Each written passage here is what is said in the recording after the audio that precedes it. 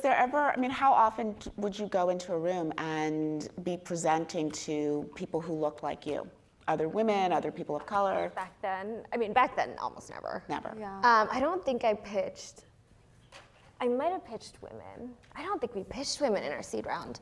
Back then in 2014, so there was a little bit of a reckoning in venture capital around at least gender in 2017 for a variety of reasons. But before then, it was really unlikely. Sometimes you get women as associates, like the kind of the more junior individuals. But typically, I remember for a seed round when you'd walk into the partner meeting, which is like kind of the final. They're held on Monday. It's like the final meeting where you pitch everyone. It was not uncommon to look across the room and see only Caucasian men. Especially out west, especially in California. In San Francisco, it was way worse than New York, which was another sort of base of our capital. And I don't exactly know why that is. I think it was just a very weird thing because, so an example I always give is oftentimes at the time, the male venture capital partner that I would be pitching to would say something like, "Oh, I don't know, let me ask my wife."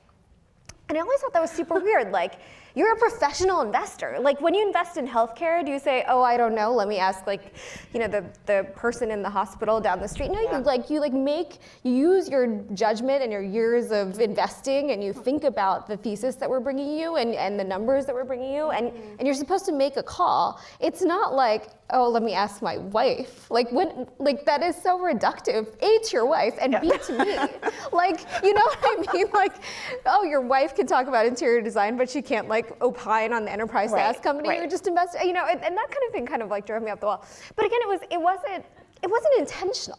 Like, there were some things that were intentional that and I thought were in poor behavior. But putting that to the side, what's interesting is, like, that individual never thought of it as like sexist, and he never thought about what it said about gender and also his marriage and like honestly, how he thought, what I mean? What popped into my head is one of those like 1950s ads for like a washing machine being pitched to like the sweet homemaker. Sure. Yeah, but how many times did I feel like we heard that all the time back then? The structure and the systems that are in place, and again, like Lee mentioned, no one ever thought.